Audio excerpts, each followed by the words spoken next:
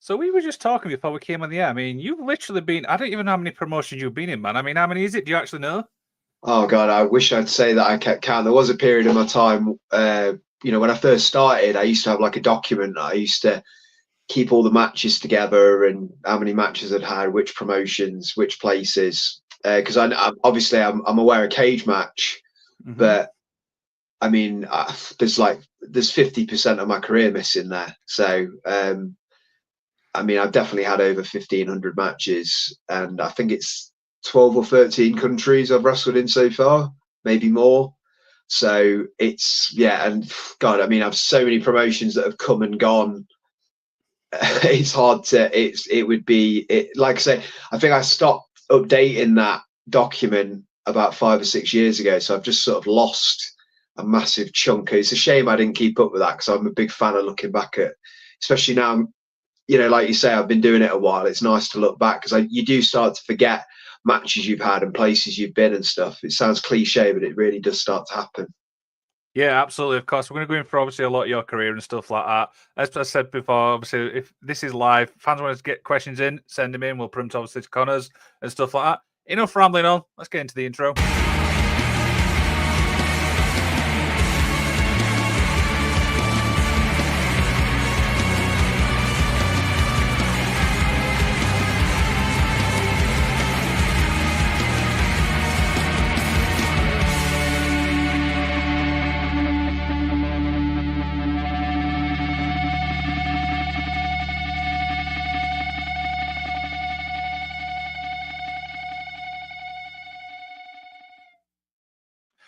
Joseph, it's great to have you on the show, my man. I mean, how you doing, man? As things? Obviously, I know we've obviously been messaging quite a lot, but yeah, as things. No, but good. Thank you first and foremost for having me and inviting me on. Yeah, things are good. Things have been. I've been saying this to quite a few of my friends. Like 2025 so far has been pretty hectic. Been busy, but I operate better when I'm busy. Just had a couple of shows this weekend. It's been non-stop, and I've got quite a lot of different things going on. So it's good. Not much sitting around time, but when I do, if I do ever have that time, I'm then thinking about what's next. What do I need to do? So yeah, so far, knock on wood, good kickstart to the year so far. Did you ever actually switch off then, or is it always like all systems go with you? I've always been. I'm quite a fidgety person, which I probably pick up from my dad. Like he's, the older you get and the more, when you're around your parents, you realize the little traits that they have. And then you start to realize, oh, wait a second, I'm noticing a lot of similar, like my dad's very hard. He never sits still. He's always moving about. So I do find it hard to keep my attention because I'm running a wrestling school now. I do, there's lots of shows going on that I'm a part of, do things like this. So I'm always in sort of contact, whether it's email, WhatsApp, Facebook, Instagrams, keeping up to the, so it's quite bad, but you become a bit of a slave to your phone and keeping up to date and doing all the things you've got to do. I think I've gotten a little bit better at it now that I'm getting older, but I do find it hard to keep fixed in one place. So if I start running around this room, it's just it's just kicked in again. But no, it's yeah, I've always found it quite hard to relax. I like that. It didn't happen last year, but we'll try and get away. No, I've become that adult who now, if I go on holiday, I want to sit at the pool and read a book or sit and try and slow down. But it doesn't happen very often. Yeah, I mean, I imagine there's a lot of people exactly like that. So yeah, obviously we're talking about your career, my man. So let's start at the beginning, man. I mean, how does it all begin?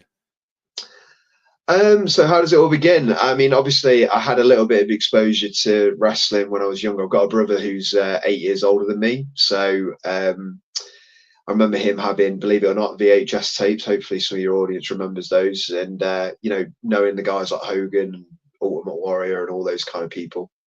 And then in my growing up, I pretty much just was brought up by my mum. My mum and dad split when I was quite young, so we didn't really have access, didn't have Sky TV, didn't have a lot of friends in my area that really paid attention to wrestling. Obviously was aware of it, but just didn't have the tapes, didn't have Sky, didn't have the access. And then, like a lot of people who are my age, in sort of late 99, early 2000, terrestrial TV got its hands on some wrestling programming with WCW and WWF. And then all of a sudden, the school I was at, everyone was a massive wrestling fan. And like a lot of people, you know, you get into things, you're in, you know, the new buzz thing, and wrestling was that. And then I'm one of those people, I get into something, especially when I was younger, I get all in on it. I'm very fixated on it. It was like when I was into football, I knew every player, I knew the squad numbers, I knew, you know, every detail, and I'm very orientated like that. So I just started to fall in love with it around that period. And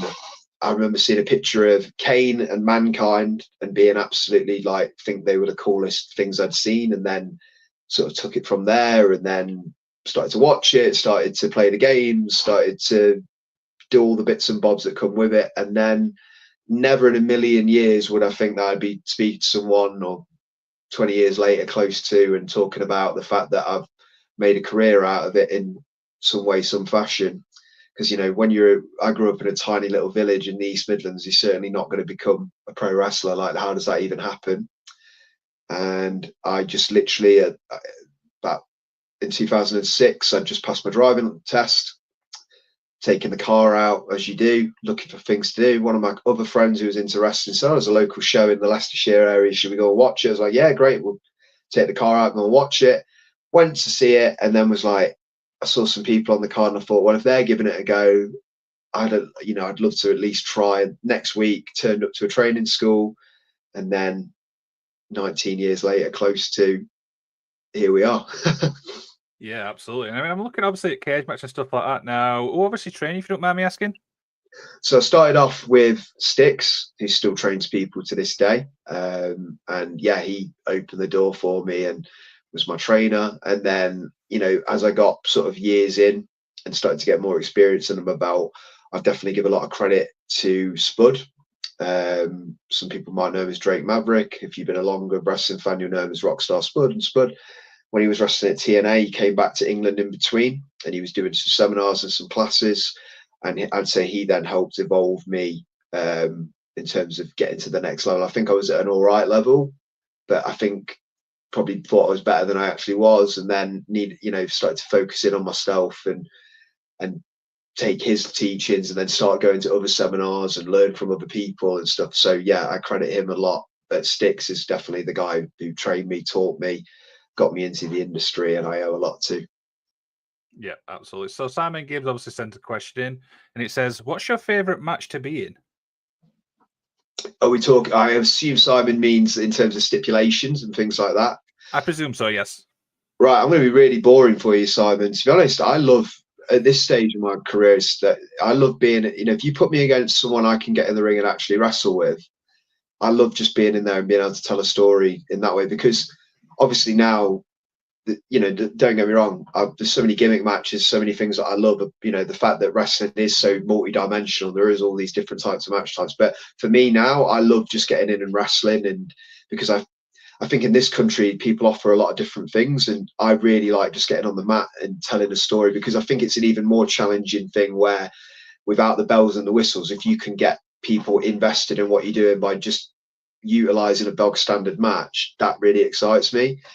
Obviously, I've done cage matches, ladder matches, table matches, last man standing matches, first blood matches. I've done all sorts. I mean, doing my first cage match was really exciting. So if I'm ever in something where there's a feud and I've got a nemesis or a rival, I think cage matches are always really exciting and stimulating as well, and they're exciting to watch for the audience. But so obviously for me, getting in the ring with someone like a Martin Kirby or a Rampage Brown or whoever it might be, if I can just get in there and actually tell us a normal wrestling match story, is always exciting. But at the same time, if you're doing a multi-layered story and you're building something, things like cage matches as well are always great. Yeah, I love a good cage match and stuff like that. So I'm glad you said a cage match. Oh dear. So obviously, like I said, I mentioned in the introduction, you've been in so many promotions, and one we haven't really spoke about obviously on the show much is BWR. Talk about obviously going there. I mean, you're obviously a big part of them now. Yeah, so I was a big part of it at the beginning. The guys that were running it, I think it's been around since about 2017. Don't quote me. Maybe even earlier than that. And a bunch of guys who put it together. Always had a good relationship with them. They built and built and built. We were talking earlier before we went live. You've been to one of the recent shows, and I believe there's like over 1,000 people there. Mm-hmm. And they're really, you know, they from speaking to the team there, they've got the big picture idea of what they want to create, adding more investment into it. They've had they've still got a great roster when you got guys like Robbie X, Will Cruz, myself, Nathan Cruz, all guys like that. But you've had in the past, you know, excuse me, Bruiserweight Pete Dunne. It was there, you know, the WWE United Kingdom Championship at the time. You know, they've held some massive marquee matches there. You know, guys like AEW's Kip Sabian was there when he was plying his craft in England. And I really like the atmosphere at BWR shows. They're really the setup's great. They've got a bit. I think like this year as well. I know it's quite a cliche thing to say, but I think that they're in the next level of the advancement of the promotion, and it's definitely one of those ones that I like to.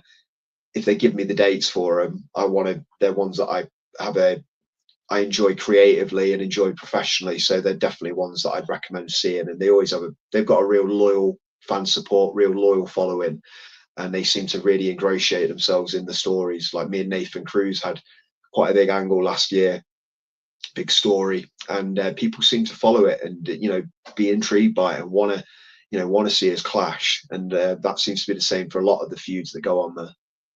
Yeah, and you mentioned obviously like the thing with Nathan Cruz, and obviously this was obviously the match you're talking about, the last man standing. As I said, I was there for that. I mean, everyone says that Nathan's obviously one of the top in the UK. What's it like working with somebody as experienced as him? I've known him for a very, very long time, and it's interesting. We've got very similar parallels. You know, we both started around the same time. Both were involved, you know, both sort of similar-ish styles. We look at the industry in very similar ways. I think Nathan's, regardless of like personality stuff, I think in terms of in the ring, you know, when you get a chance to actually share the ring with somebody, there's a deeper connection there. And he is tremendous. He's an incredible wrestler. He's a full package guy for me. He's a storyteller. He's a great athlete. He's got the look. He can talk. He's someone I enjoy being in the ring with because it's going to push me physically, creatively, athletically. So yeah, and at this point now he's a veteran, you know, and he's been around a lot of guys, and he's another one of those quality people who can. There's different styles to this game, and you can put him in different situations. And I would like to think I'm kind of similar to that. And but wrestling him, fighting against him, he's definitely one of the top guys in the scene and one of the most experienced now. So Nathan Cruz is the real deal. Exactly. And if fans obviously want to go check that out, I do believe the full show's on their YouTube channel to watch that back.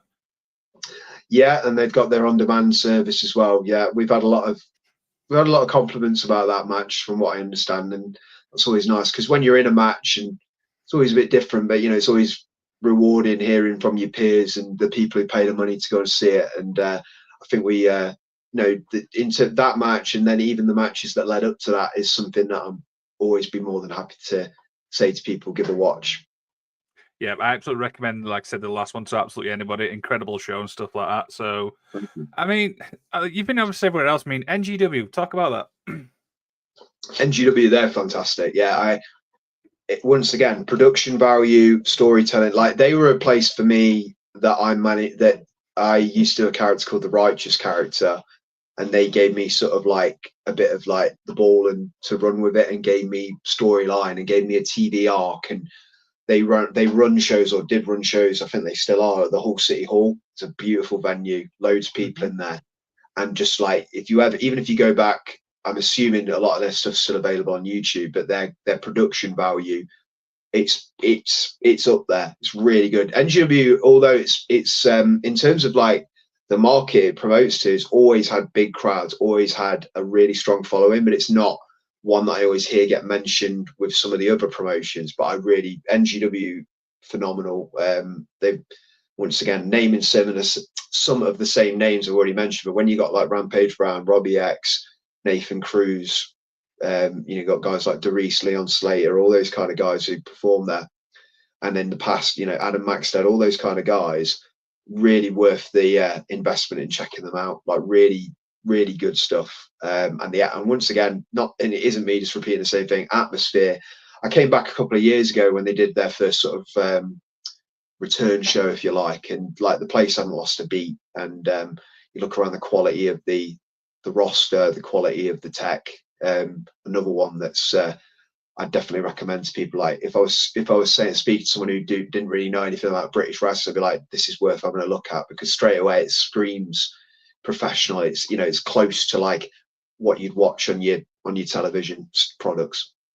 Absolutely. Again, obviously, I've been at the Hull City Hall. It is an incredible venue. Do you know what I mean? So I can vouch obviously for that. Now, being in obviously wrestling for so long, you've obviously got to see the wrestling scene from the good times and the bad times. And do you know what I mean? Obviously, that happens with everything. What's that like for you for personally seeing obviously the UK scene? Yeah, I mean, obviously during my career, I was around, or have been around, for like that massive boom period where, you know, What Culture was running high, and Progress and ICW and like like Southside, Preston City. Then obviously, you know, your NXT UK came along and the tournament, and WS Wrestling Pride TV, and massive sellouts everywhere you went. I mean, the business is still going well, but I mean, for me, like as a performer, you always have to, and I think any wrestler will say this, like regardless of who you are, you have to kind of just try and, you have to keep your feet grounded. I mean, I remember doing the first UK tournament at the in Blackpool. You know, obviously massive exposure on the network, huge in attendance for the show, and then people watching around, big social media presence. And the next week, you know, I was back doing some indies in a local sort of, you know, working men's club. And then the next week I could be hit, you know, I've literally, you know, one week I'm at the Albert Hall, then I might be going to Italy to wrestle, then I might be just wrestling half an hour down the road. Like it's a bit like what I imagine being a stand-up comic or being a theatre performer is like. You know, you can be in front of 50 people, 500 people, 5 people, thousands of people. You know, it truly, like, you have to be ready for anything. And then sometimes, I mean, you may have experienced as a fan, you know, you're in a massive building, or you're in you've got a big attendance, and, you know, for whatever reason, you know, the show's not gelling, or the crowd just aren't into it. And then you'll be in an intimate setting where there's maybe 50, 7,500 people. And it's just, you know, it feels like you're watching WWE Royal Rumble or something like that. So you have to be versatile. You have to be ready. You know, I might go to a show where people are aware of who I am and what I've done, and then I might be somewhere where no one has one skippy clue who the heck I am. You know, I've wrestled in places in Europe where the wrestling scene isn't as exposed, and they won't know, like, oh, that guy wrestled some in WWE briefly, or this or that. You know, it just varies. And it's quite exciting, you know, when you do it like that. You have to remain humble. You have to keep your feet on the floor. You have to be sort of ready and willing to take on anything. Absolutely. So Simon Gibbs obviously sent another question in, and it says, "What's your favourite feud you've been in?" Favorite feud. There's a few. This is where trying to remember stuff. I mean, I was trying to play in my mind some of the stuff that I've done from a feud perspective. I really enjoyed the stuff me and Kirby did in What Culture Pro Wrestling. I really, because obviously as well, that was on such a, that's the stuff that a lot of people still come up to me, even people I train now, or people who are getting into wrestling, go, you know, I remember watching the What Culture stuff. That's how a lot of people got aware of British wrestling or European wrestling. And it obviously struck a chord with people because it had such a reach to it. I mean, that's when I noticed you know, that was the first time like my Twitter and Instagram and things like that started to blow up more from my perspective. So that's one. I had some in Southside, which was a massive company I was a big part of. Like I had a whole, we had a faction called the Righteous Army, and we feuded with all different types of characters and different wrestlers on the roster there. And it was a big culmination of a lot of like storytelling throughout different venues. So that always stands out. Even like the Nathan Cruz stuff over the last year has been really fun. There's all sorts of stuff. Me and Liam Slater in NGW, we never really quite got to finish it, but that was different because it was just multi-level layers of telling that story. I mean, the thing with independent wrestling is obviously you have your feuds, but sometimes I'm at a stage in my career where a lot of the time people bring me in and it's maybe for a specific match, you know, like whereas WWE, AEW, TNA, a lot of the time, you know, we're always building to Cody and Roman, or Dolph Ziggler, Joe Hendry, or whoever it might be, you know, you've got week after week after week to tell that story. Whereas sometimes I might be booked for a promotion once or twice, and it's just to have a particular match. Whereas the BWR stuff, I'm a regular, so you've got time within each show to, you know, build to that last man standing match. So the last few years, I'm trying to, like, maybe later it'll come to mind, but those ones that I've mentioned are some that I would definitely say enjoyable. Absolutely. So, talk a little bit about your time in NXT. How did that all come about? So yeah, basically that was in 2016, right at the tail end of the year. It all kind of came out of nowhere, to be honest. I'd had a little bit of communication because I basically, my goal, I wanted to hope I got to a point in my life and my career where I wanted to get signed. You know, at least that's, you know, I wanted to say that I'd gotten there. You know, at least given my best foot forward. So I was 29 years old. We've always been told as wrestlers, especially back then, that 30 years old was kind of like your cut-off period. So 29, I'm right near the brink. And that was the year that I did my first sort of bit of extra work, in the sense that I went to the O2 for the Raw and SmackDown tapings, got to meet Mr. Regal, got to be around, like, see how the shows run from a backstage perspective, which was really cool. And then just sort of carried on with my own wrestling career, wrestling on the indies. That was the same year What Culture started to take off and started to see, you know, notoriety and a bit more of a upswing. Kind of just was trying to get on a tryout in November of that year because WWE at the time, obviously, I know they still do, I believe, but like it was March, April, they'd come over for that period, film some SmackDowns, some Raws, do some live events, and then they come over for the Survivor Series period and do some stuff there. So there usually might be some tryouts for European talent when they were over in those parts of the year. So I was like, okay, hopefully I can maybe get on the November tryout. Had a little bit of communication every now and again with Mr. Regal, just emailing him a match here and there, maybe some new photos. I think I was told I was going to be on a tryout in November, and then for whatever reason it didn't happen. I was okay, you know, a little bit, you know, always a bit like disheartened, but it's okay, got other things going on. And then one night I just finished doing a training session, I believe it was in December. My phone was ringing and it was Stamford, Connecticut on the phone. And I thought, well, this is either the worst sort of like sort of pirate call, you know, trying to sell me something, or this is WWE. And I had a really bad phone at the time, which is kind of an on-running thing with me, because I'd look back at all my Facebook statuses that when you get those memories, and I always seem to have phone trouble. Like got a new phone or I broke my phone, but I believe this phone used to cut out all the time, and it was Mr. Regal speaking to me, and I was just terrified that it was going to hang up on him. And then basically he just said, look, we're looking at doing this tournament. We don't know exactly the ins and outs of it, but would you be interested? This is the, you know, the terms, blah, blah, blah, blah, blah. We're looking to perhaps start it in January. And then, of course, you know, wanted to be a part of it. And then it was kind of all systems go, because it was a very quick turnaround in terms of that phone call to then maybe a month later, or maybe even less, to get into the to the 2 nights on the network. And then a few of us, you know, like myself, Pete Dunne, Tyler, Wolfgang, Mark Andrews, James Drake, the list goes on. We all technically had deals with WWE, but we were kind of in this limbo of like, what's going to happen? Is there going to be a show? Is there going to be another tournament? Are we just going to filter off? And, you know, wrestlers talk.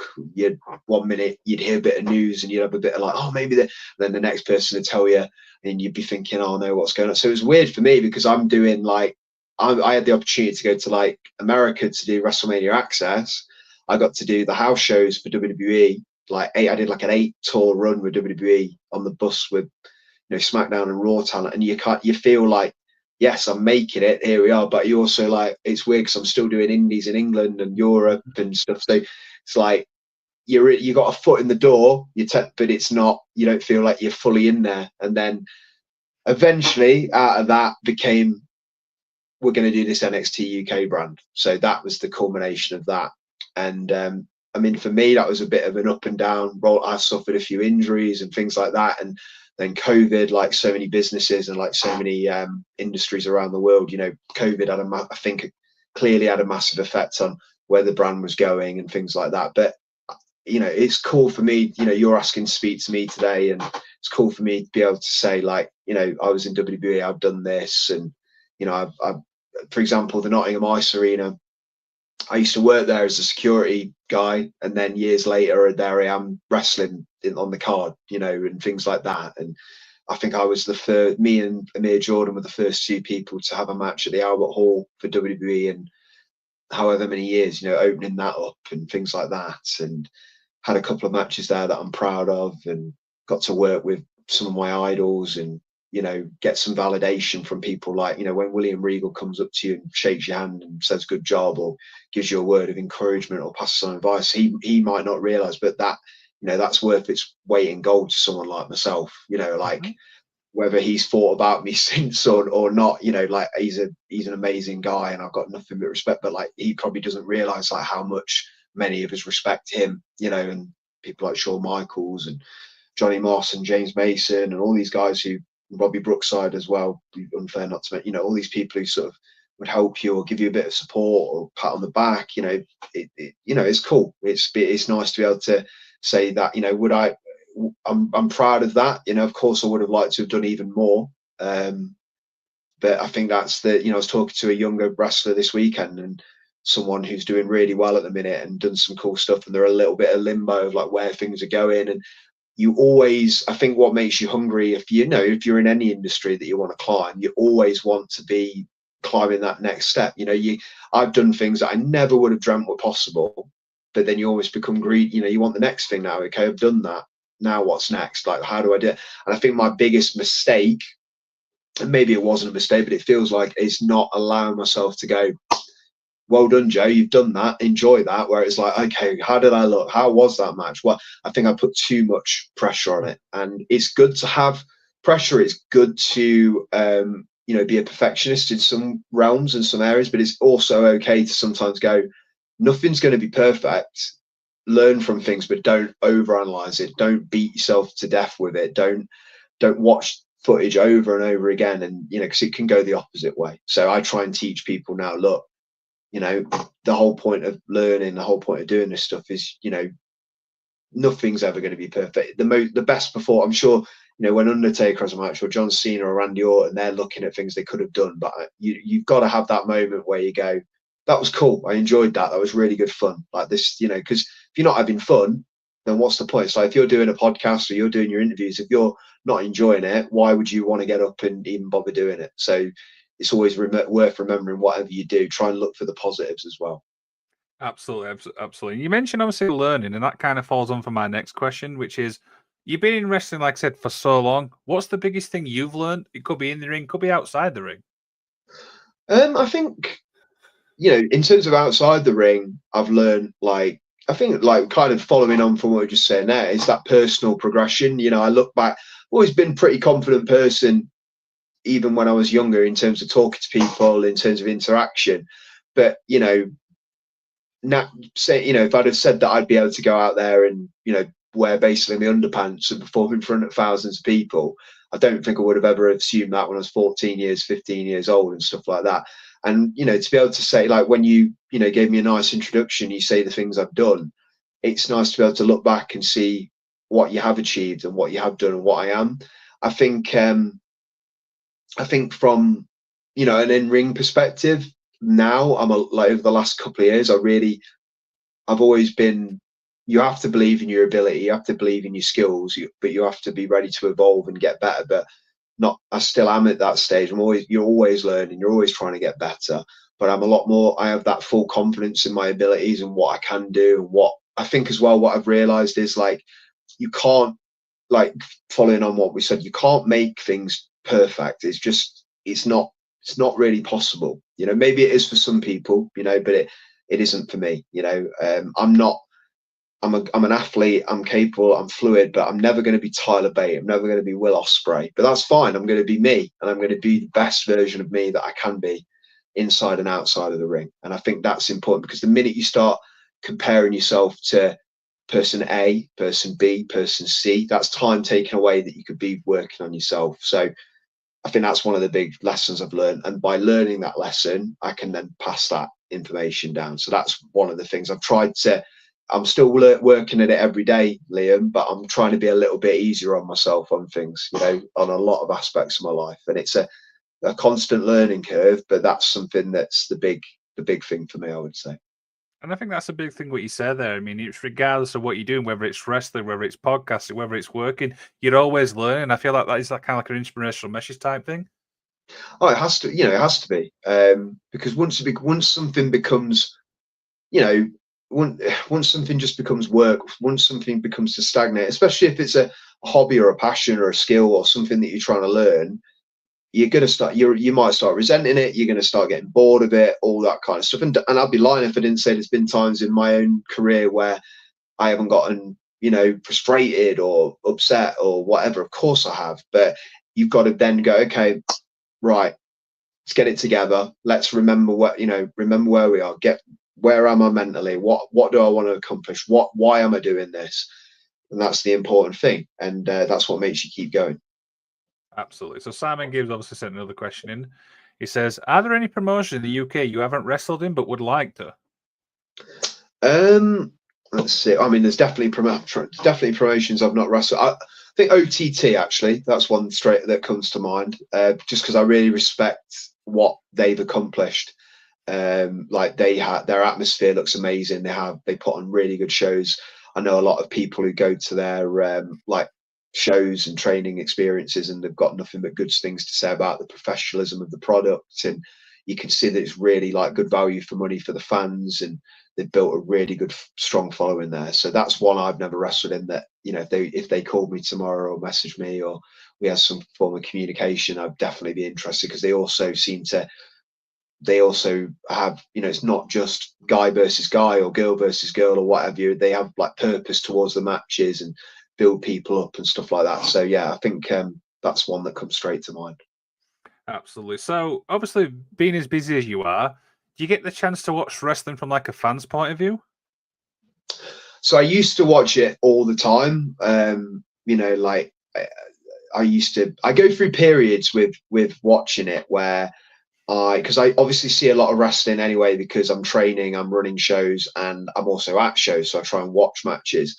I'd be lying. I don't watch the current stuff as much as maybe I should. I have periods where I do, and I think some of that's probably just because I wish I was there sometimes. Do you know what I mean? Like, or I was saying this to somebody else. Like, don't get me wrong, so many really good performers and wrestlers there, but for me, if I watch something, I'm all about. I want it, like you said, I want to watch it as a fan, and it's hard for me to disconnect because I know a lot of the people. I've wrestled quite a lot of the people, but I've never met Stone Cold Steve Austin, for example. So he has that aura. So someone I enjoy watching is CM Punk. I've never met him. I love it. I like his style. Obviously, I like what he stands for. He, for me, is like a top star. Roman Reigns, another one. So I love watching that kind of stuff. I was intrigued when The Rock came back, because it's intriguing as a fan to see what's going to happen. But I like, obviously now the network is dissolved. Gutting really, because I was getting that for free still. They hadn't cancelled my membership, so I was, they finally cut it off. But I love the network because I could go and watch old WWE, old WCW, old territory stuff, the documentaries. Hopefully Netflix will bring all that across. I'm not sure if they will, but I do enjoy watching the older stuff because I don't know, I think my thing is as well, when you're learning and when you're trying to do new stuff, the natural thing sometimes for people is to want to follow the curve, follow the trend. So I'd rather look at other stuff and try and be different, because I'm like I said, never in a million years I'm going to be able to compete with Will Ospreay, so why would I even try? You know what I mean? So I can only be me. So I mean, don't get me wrong, there are matches that come out and I'm like, yes, I'm going to go out. Punk and Drew at the Hell in a Cell was one. Like, I've got to watch that. That sounds fantastic, and it was. But or people that are my Gabriel Kidd, who's someone a really good good friend of mine, and someone I knew when he was growing up. Him going and doing his match with Kenny. And Saxon Huxley, who's over in Noah, and like your friends that are doing well that you want to support. Obviously, I try and go out of my way to watch it, but also there's only so much time in the day.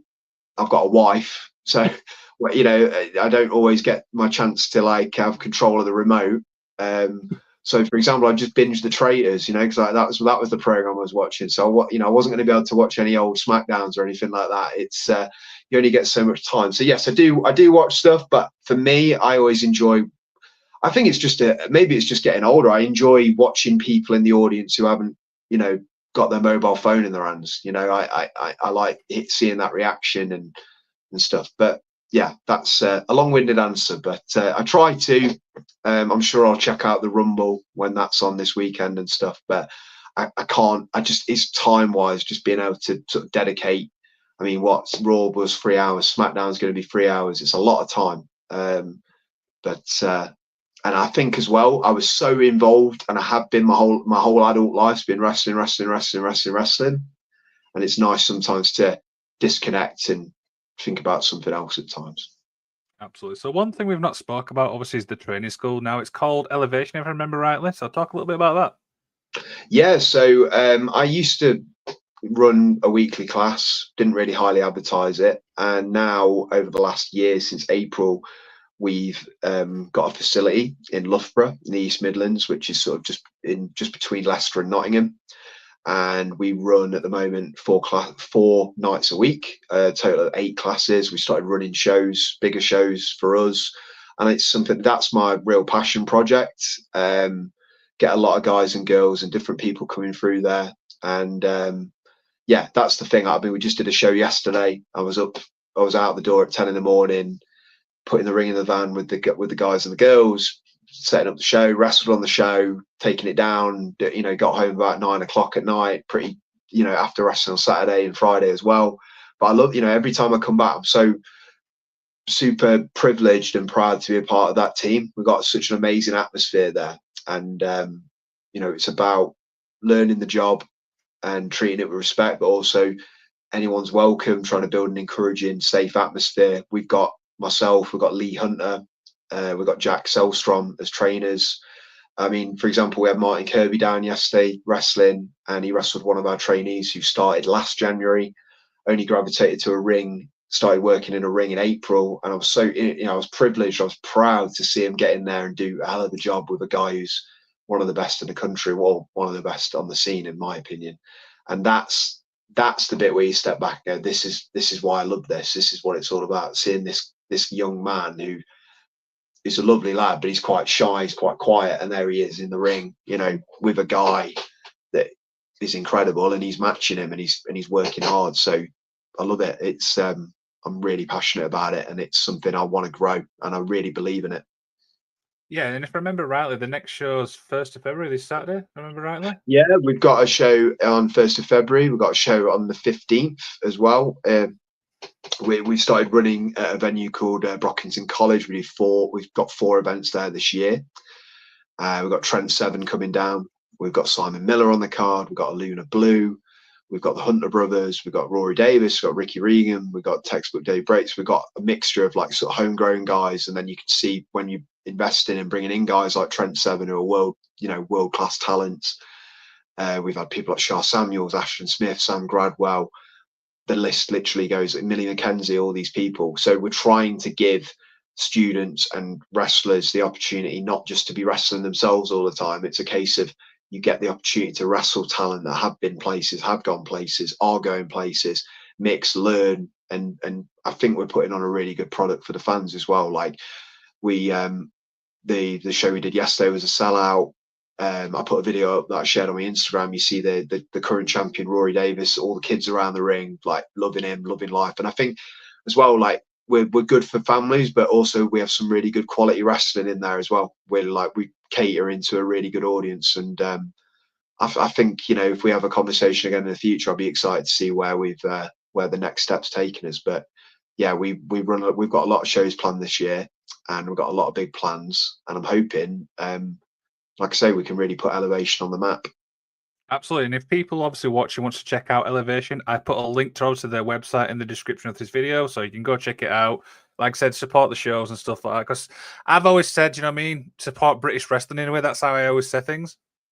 Oh no, I agree. I mean, I definitely. I mean, I say it all the time, you know, on my shows, and I even say to them, and you've heard me say, like, there's so many cliche things we can say in this world, and thank you can be one of them. But I mean it. You know, without people buying merchandise, buying tickets, we take it for granted. Without guys like yourself supporting the scene, there is no scene. I wouldn't have the opportunity to make a living. I wouldn't have had the opportunity to, go to WWE without, you know, and whether you like me, hate me, whatever, you know, all this, the work you do and the support and the atmosphere in buildings when people are there. If you look, I performed in front of empty buildings in the COVID era. It's not fun, you know. It's when you got a good crowd and you've got people who want to be there. There's nothing beats it. You know, you get to escape, and trust me, wrestling is it's escapism for you and it's escapism for me. It's you know, I massively appreciate it. You know, it's and I know a lot of the other guys and girls do. And if they don't, then they're definitely in the wrong industry. Absolutely. So a few little more questions, obviously, as we begin to wind down. You've done so much in your career and stuff like that. We spoke about a lot of it today. What's next for you, man? I think for me, I mean, the cool thing is I'm not slowing down. I've got pretty much a full bank of dates. I still travel around Europe. I still go to Hungary, Italy, Denmark, Sweden, places like that. I think for me now, the next step is elevation and building that up and seeing what we can produce there. Like I really, not just saying this, you know, I'm not sure where, you know, but I would say if you would, you know, it's worth the investment to travel to one of our shows. I think the 15th will be a great example of that. I really think we can make something really good with these shows using my experience, and I'm not scared to have people around me who can help me, and using experience that we built, trying to put on the best product possible, trying to, you know, the great thing about wrestling, I'm sure it's hopefully it's one of the reasons that attracted you to it and it attracted me to it, is the fact that it isn't it can be, so it means different things to different people.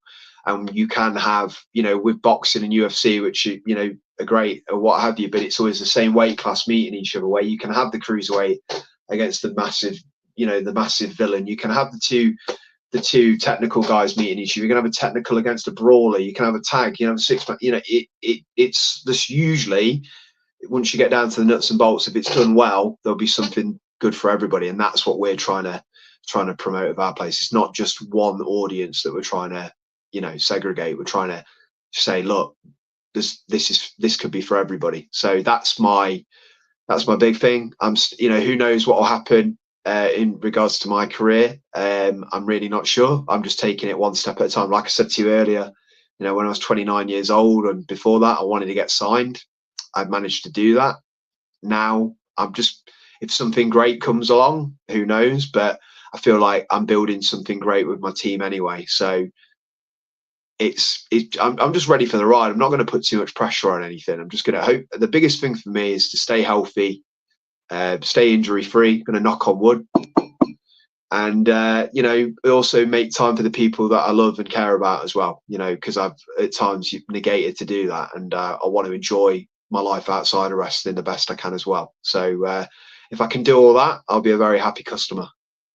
Wow, this has been an absolutely incredible chat, man. Do you know what I mean? I've loved every second of it. Do you know what I mean? You're speaking obviously from the heart and open, and I do appreciate that, man. No, not a problem. Thank you very much. I'm glad. I hope it has been for you, and I really appreciate you asking me to be a part of it. Of course. So before we obviously head off and stuff like that, is there anything else you'd like to plug? I'll put Elevation link, like I said, in the description for you. Yeah, I'll reiterate it. www.elevationwrestling.co.uk. That will give you information regarding our shows, give you information regarding our training school. And if you go to the shop, got my new t-shirt with my tag team partner, Riley Nova. If you're interested in supporting, it's a pretty snazzy shirt as well. You'll look very good in it. It's worth checking out. And, you know, give us a follow on Instagram, give us a like on Facebook, and get involved. Even if you can't make a show, it's always appreciated to, you know, have a look what's going on, because you may see some of these wrestlers that you're not aware of on other shows in your area, because there's some great talent coming through. So give us a look and hit the like buttons and all that good stuff. So I'd appreciate that. Of course, of course. So one final thing from you is every person I interview gets to do the outro, so you can say anything you want and I will roll the outro video. Take it away. Okay, this is Joseph Connors. I'm close to 20 years in this industry. It's been one hell of a ride. If you're a big fan of mine, or if you're not a fan of mine, stay close, stay tuned, follow the journey, because I don't know what's about to come my way, but I know it's going to be good.